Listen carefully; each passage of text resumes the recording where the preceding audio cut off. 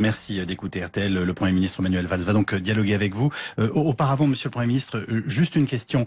À la lumière de ce que vous avez dit tout à l'heure à Olivier Mazerolle, de la situation de nos policiers, est-ce que vous appelez, vous, à l'arrêt des manifestations? Ça ne peut pas être mon rôle. Manifester est encore une fois un droit constitutionnel. Et c'est la force de notre démocratie de le permettre, y compris dans cette période de très grande tension. Mais chacun peut faire en effet preuve de responsabilité. Un projet de loi, en l'occurrence la loi travail portée par Myriam El Khomri, a été adopté par l'Assemblée nationale. Le débat va se poursuivre au Sénat, puis ensuite de nouveau à l'Assemblée nationale. Il faut respecter aussi ce temps démocratique. Mais vous dites aux organisateurs, vous avez une responsabilité. Réformistes, je pense à la CFDT, à l'UNSA, à la CFTC, à la CFE-CGC, ont bâti un compromis avec le gouvernement. Il y a moins de monde aujourd'hui dans la rue, donc que chacun prenne ses responsabilités. Et en même temps, je ne veux pas confondre, je le dis encore une fois, les manifestants, les syndicalistes, avec ceux qui commettent ces violences inacceptables à l'égard des policiers. Alors justement, Irène nous appelle de Bondy en Seine-Saint-Denis. Elle a une question à vous poser, notamment concernant les forces de l'ordre et les forces de police. Bonjour Irène. Bonjour Yves Calvi. Merci. Bonjour monsieur Valls. Merci d'écouter RTL. Vous pouvez dialoguer directement avec le Premier ministre. Bonjour. Alors, je voudrais vous dire, je suis une démocrate convaincue et le droit de grève est fondamental. Seulement, moi, je suis en train de me demander est-ce qu'on est obligé d'autoriser une manifestation le mardi, le jeudi, le samedi ou le dimanche, comme on a vu là ces derniers temps, plus la nuit debout, etc. Je me dis à un moment, nos forces de police elles vont être épuisées et quand va arriver l'euro le 10 et on sait que la menace terroriste est là, c'est pour ça qu'on est en état d'urgence, je me dis est-ce qu'on est obligé d'autoriser toutes ces manifestations? Est-ce qu'on peut pas se cantonner à une importante par semaine, je sais pas, mais on peut pas faire ça parce que là on voit bien qu'ils sont épuisés. En plus, ça donne une image absolument déplorable de notre pays et les gens là qui vont venir aussi pour l'euro, ils se disent ils vont tenir le coup, ils vont arriver à maintenir l'ordre, etc. Qu'est-ce que vous en pensez? Est-ce qu'on est obligé de dire oui à toutes les demandes? Nous sommes dans un état de droit, madame, même si je comprends parfaitement votre question. Si nous décidions d'interdire un certain nombre de manifestations, la justice administrative, mettrait en cause, casserait cette décision. Donc, votre question, elle est juste. C'est au fond une forme d'appel à ceux qui organisent régulièrement ces manifestations. Encore une fois, cette semaine, vous venez de le rappeler, une manifestation mardi, une autre aujourd'hui.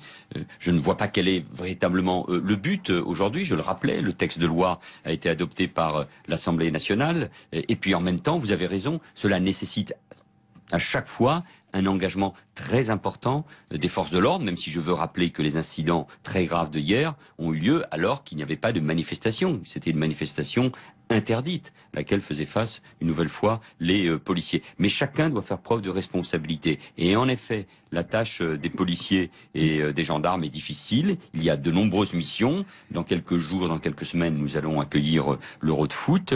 Et les policiers sont fatigués. 327 policiers et gendarmes ont été blessés depuis le début des manifestations, dont plus de 170 rien qu'à Paris. Cela montre bien la difficulté. Donc moi j'en appelle encore une fois, mais modestement, à la responsabilité des organisateurs des manifestations. Il n'y a vraiment aucune position intermédiaire qui soit concevable. C'est comme le suggère Irène, c'est-à-dire, je ne sais pas, peut-être 1 ou 2 jours peuvent être bloqués pour les manifestations avec un encadrement spécifique. Enfin, la question d'Irène... Et moi je suis prêt à toutes les discussions avec les responsables syndicaux, mais encore une fois, dans le cadre d'un état de droit, il est très difficile d'imposer à ceux qui veulent manifester, à ceux qui déposent une autorisation de manifestation, il est très difficile de leur interdire ces manifestations. Il n'y a que la responsabilité collective qui puisse s'imposer. Irène, qui vous interrogeait, était professeur en Seine-Saint-Denis, et maintenant c'est Charles qui est chef d'entreprise et qui nous appelle de Quimper, dans le Finistère, qui vous interroge, Manuel Valls. Bonjour Charles.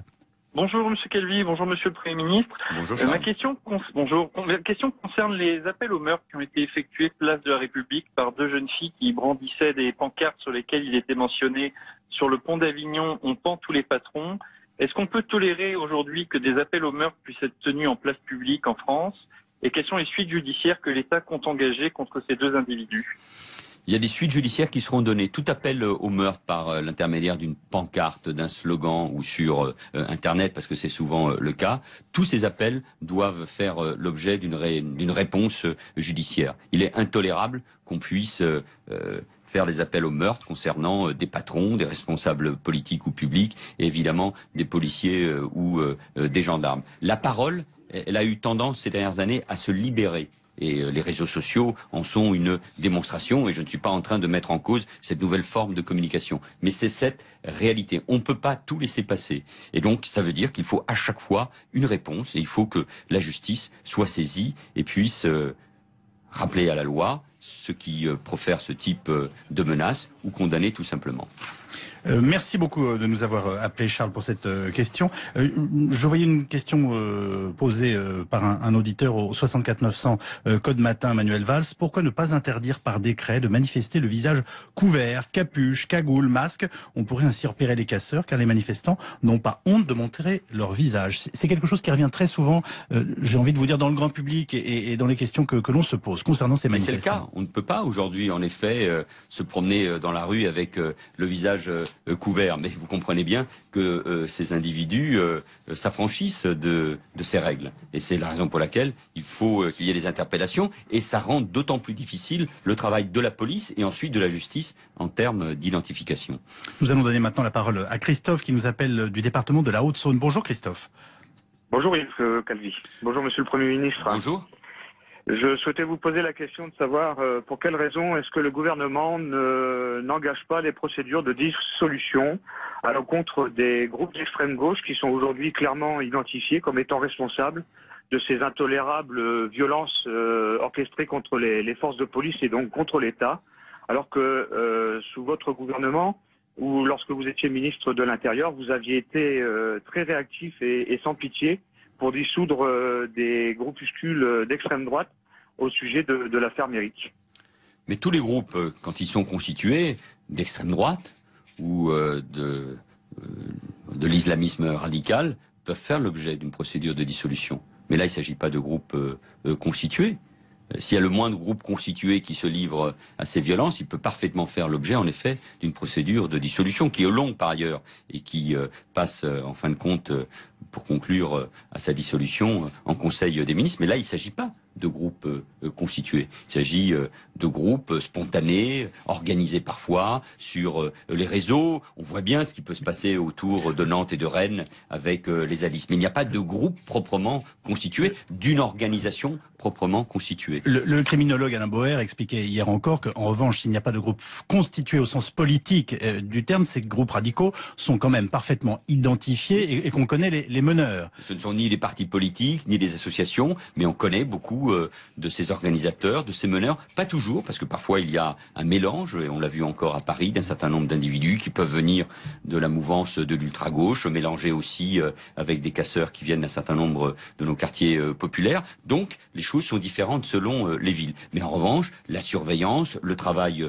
du renseignement, le travail de la police, oui, nous permettent parfois de prévenir un certain nombre de ces opérations. Mais encore une fois, la violence à l'égard de la police et de la gendarmerie, ce type de contestation de l'état de droit et de l'ordre républicain sont insupportables et c'est pour ça qu'il faut agir. Police et justice doivent agir de concert. Une question qui nous est tombée sur Internet. Est-ce que vous craignez des risques de pénurie, avec notamment de pénurie d'essence, étant donné le mouvement des routiers? Et je veux dire un mot d'ailleurs. Il y a des blocages de raffinerie, à un moment nous parlons. L'appel à la grève des fédérations de transport, Force ouvrière et CGT, fait partie de la stratégie de contestation globale de ces deux confédérations, dont le résultat est malheureusement d'entraver le déplacement de beaucoup de nos concitoyens, avec des risques aussi pour notre économie.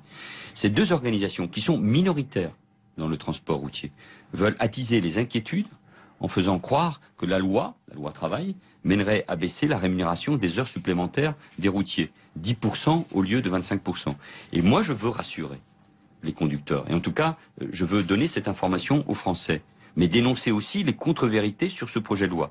Il n'y a pas de conséquences sur la rémunération des routiers, sauf accord de branche signé par une majorité des organisations syndicales. Les heures de conduite supplémentaires des routiers resteront payer 25% de plus. Donc il n'y a aucune raison de s'inquiéter, donc il n'y a aucune raison de manifester, donc il n'y a aucune raison de bloquer des raffineries, des ports, des aéroports. Et je demande à chacun de faire preuve de responsabilité. Et je demande encore une nouvelle fois à la CGT de faire preuve de responsabilité sur ce dossier-là et de dire la vérité, et en tout cas de lire le projet de loi. Si tel est le cas et qu'ils maintiennent les barrages, vous faites dégager les accès? Mais bien sûr, parce que l'accès aux ports, l'accès aux centres névralgiques économiques, l'accès aux aéroports, aujourd'hui, doit être possible. Et donc, on ne peut pas tolérer, encore une fois, ces barrages, même si c'est une difficulté supplémentaire pour les forces de l'ordre. Olivier Mazerolles, sur la rémunération des routiers, je ne comprends pas bien. Votre projet de loi prévoit la priorité aux négociations à l'intérieur des entreprises.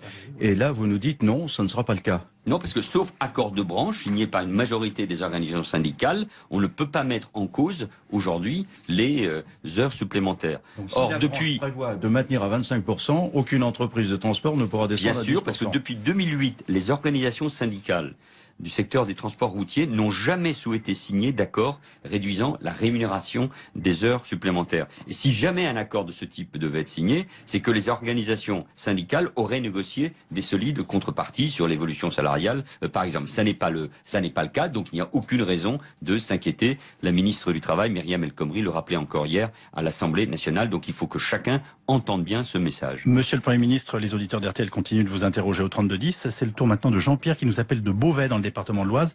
Bonjour Jean-Pierre, vous voulez interroger le Premier ministre sur le handicap. Oui, bonjour Monsieur le Premier ministre. Il va y avoir une conférence par rapport au handicap et il y a un problème qui est très très récurrent. C'est que moi je suis handicapé visuel et comme beaucoup d'handicapés, on est obligé de repasser tous les 5 ans devant une commission alors qu'on a un handicap définitif et ça devient très très lourd. De plus, vous avez le problème suivant aussi pour l'allocation aux adultes handicapés. Quand vous êtes salarié, vous êtes obligé de faire une déclaration tous les 3 mois. Et c'est très très lourd. Quand pourra-t-on légiférer pour nous éviter ce type de problème parce que c'est très très lourd. Le Premier ministre.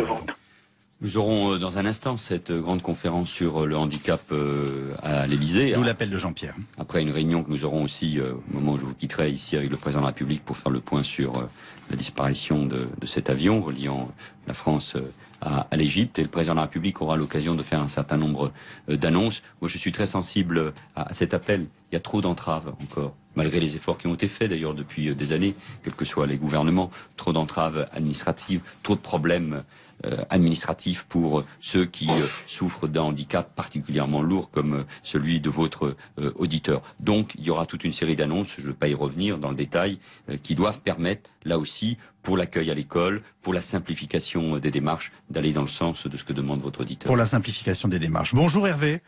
Oui, bonjour Oui. Vous nous appelez de Saint-Brieuc dans les Côtes-d'Armor. Manuel Valls vous écoute. Bonjour Monsieur le Premier ministre. Déjà une pensée à nos 2 policiers qui ont été molestés hier. C'est catastrophique pour la France. Moi je vous appelle concernant le RSI, le régime social des indépendants. Aujourd'hui avec des erreurs catastrophiques puisqu'on dénombre aujourd'hui plus de 450 000 erreurs qui ont été effectuées avec le RSI à cause du RSI et avec des dizaines et des dizaines de suicides. Que fait-on de ces erreurs sur les cotisations des indépendants, hein? Oui, tout à Voilà. fait. Donc aujourd'hui, il y a des dizaines et des dizaines de personnes qui se sont suicidées à cause d'un ordinateur qui s'appelle SNV2, qui est un ordinateur de l'URSSAF que ne comprend pas le RSI. Que fait-on aujourd'hui de ce régime, puisqu'on dénombre aujourd'hui plus de 450 000 erreurs sur 8 ans? La réforme du RSI est en marche, est en cours, suite à un rapport parlementaire. Vous savez qu'il y avait un débat, soit on réforme le RSI, soit on l'adosse au régime général. Le choix qui a été fait, c'est de garder le RSI, mais de le réformer pour empêcher toute une série d'erreurs. C'est vrai qu'il y a, de la part d'un certain nombre d'entrepreneurs, d'indépendants, de commerçants, beaucoup d'angoisses qui peuvent mener, y compris à ces suicides qui viennent d'être évoqués. Donc je connais parfaitement le drame que peuvent vivre ces personnes. Donc l'idée, c'est de faire en sorte que et les logiciels et l'administration gagnent en efficacité. Des efforts ont été faits. Je pense que les choses sont plutôt bien engagées, mais il reste du travail. Une dernière question avant de nous séparer, Monsieur le Premier ministre.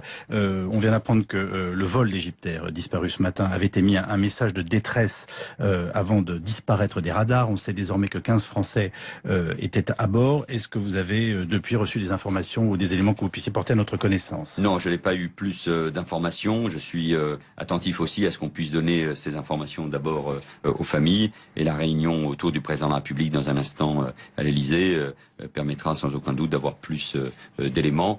Une enquête va être ouverte. Et vous savez qu'elles sont longues concernant les disparitions des avions, mais toute la transparence, toute la vérité sera faite. C'est ce que nous devons bien sûr aux familles des victimes probables de cet avion. Et nous saurons par exemple s'il y a eu des failles dans la sécurité à Roissy, dans notre aéroport international. Mais je ne l'envisage pas, mais la question se posera forcément. Ça serait dans l'hypothèse d'un attentat, s'il y a eu des failles. Donc attendons d'avoir tous les éléments. Aucune hypothèse ne peut être bien sûr écartée, mais laissons le temps nécessaire pour avoir tous les éléments qui permettront de savoir quelles sont les raisons de cette disparition. Mais encore une fois, aucune hypothèse ne peut être écartée. Merci beaucoup Manuel Valls d'être venu dialoguer ce matin avec Olivier Mazerolle, puis avec les auditeurs d'RTL. Bonne journée, vous allez rejoindre votre réunion. Merci beaucoup. Merci beaucoup.